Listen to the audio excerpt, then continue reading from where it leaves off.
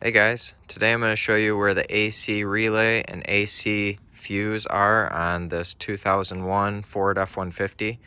If this video is helpful, can you smash that thumbs up button and leave a comment down below? It really helps out a lot. So come over here to the hood, pop your hood, come over here to the under the hood fuse box, and pop this up here. This clip can be a little bit of a pain to get out. I used a little mini screwdriver to get it undone.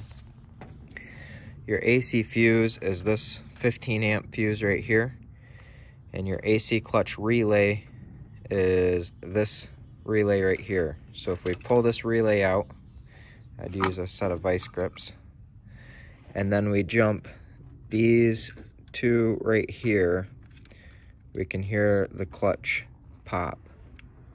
So right there like that, you can hear the clutch clicking.